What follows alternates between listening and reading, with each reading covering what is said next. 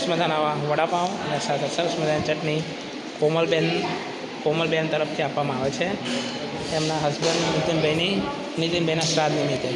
બેટા કોમલબેનને thank you કહી દો પહેલાં.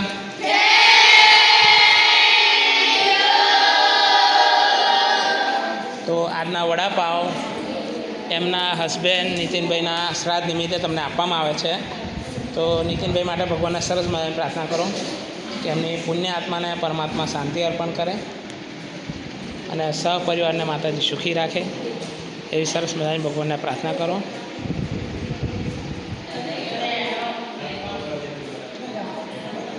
ઓમ શાંતિ.